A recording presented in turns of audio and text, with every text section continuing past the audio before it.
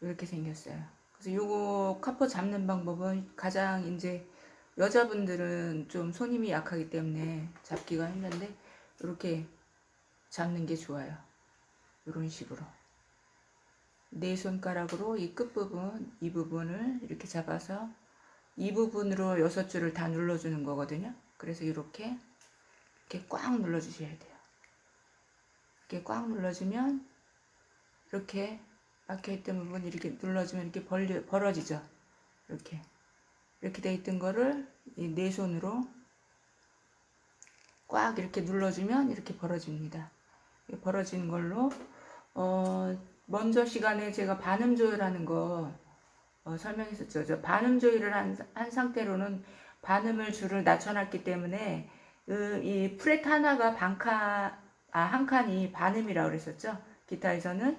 그래서 카포를 첫째 칸에다가 이렇게 꽂아주면 키가 반음이 올라가는 게 됩니다. 그 다음 여기서부터 이제 코드를 잡아주면 되는 거거든요. 여기서부터 여기가 원래는 1프렛인데 카포를 여기다 꽂았기 때문에 이 앞에 막아준 거랑 똑같은 효과가 있어서 1프렛에 여기서부터 첫 1프렛으로 계산하면 돼요. 1프렛, 2프렛, 3프렛 이렇게 카포를 꽂았으면 그 다음 칸부터 첫째 칸, 둘째 칸, 셋째 칸 이렇게 여기가 프렛이기 때문에 1프렛, 2프렛, 3프렛 초보자들은 요 세 칸에서만 코드를 잡으면 되기 때문에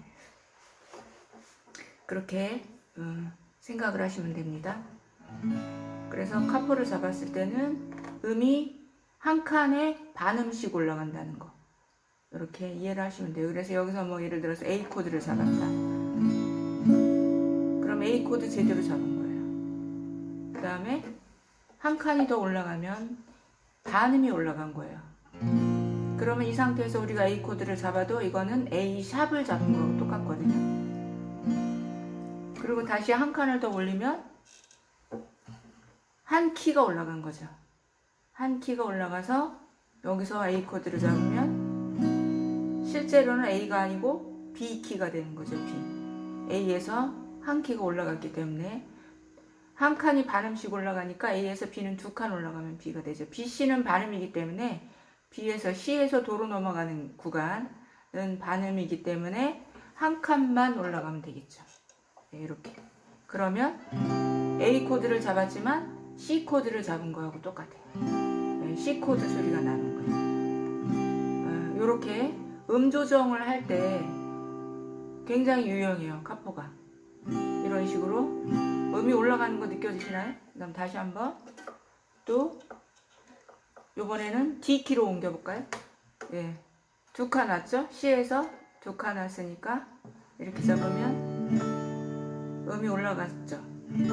D 코드 잡은 거예요. A 코드를 잡았지만 이런 식으로 카포는 이런 식으로 활용을 하는 거거든요.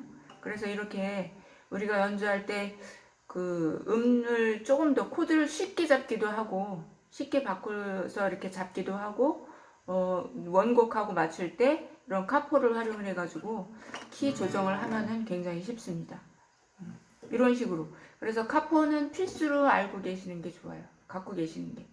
그래서 이거 인터넷에서 많이 판매 그렇게 가격이 비싸지 않으니까 없으신 분들은 요거 구매하셔서 초보자들도 필수로 쓰셔야 되거든요. 그래서 이렇게 쓰시는 게 좋습니다. 그래서 반음 조율을 하면 코드를 잡기가 훨씬 편하잖아요. 네, 손이 훨씬 덜 아프니까.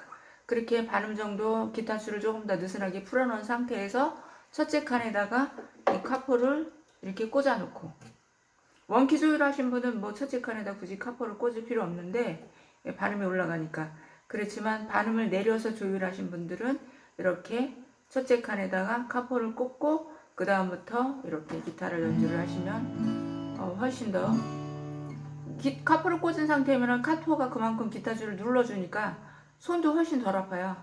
낮아졌잖아요. 줄 높이가 더 낮아졌으니까 코드 잡기도 훨씬 더 편하죠.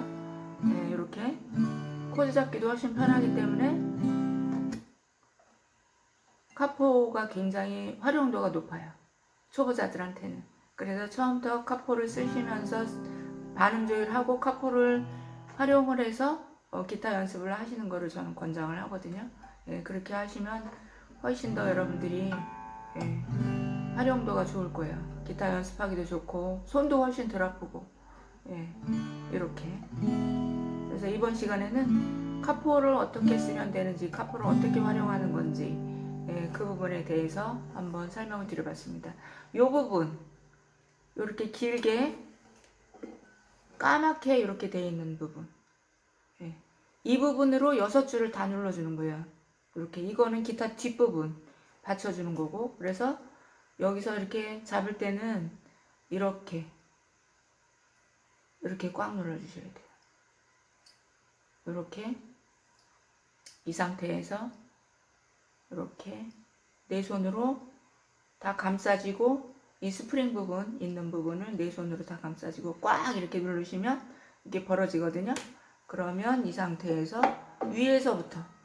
위에서 이렇게, 밑에서 집어넣으면 안 돼요. 위에서 이렇게 해서 제일 위에 굵은 줄을 가장 강하게 꽉 눌러서, 줄이 이렇게 들어갈 때 이게 좀 덜 벌어지면 이게 줄이 쓸리는 수가 있거든요. 줄이 쓸리면 안 되죠. 줄 응대가 정확하지 않으니까. 그러면 줄이 쓸리지 않게 완전히 공간이 뜨게 해서 이렇게 들어가야 돼요. 그래서 6줄을 다 골고루 꽉 눌러주고 있는 상태가 돼야지만 소리가 제대로 나오거든요.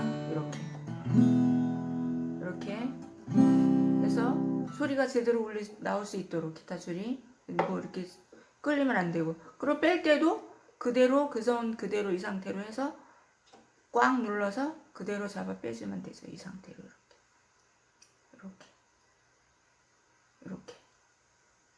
이렇게 잡는 거예요. 이렇게 해서 이 까만 부분으로 6줄 다 눌러서 이렇게 놓으시면 되는 거죠. 이렇게.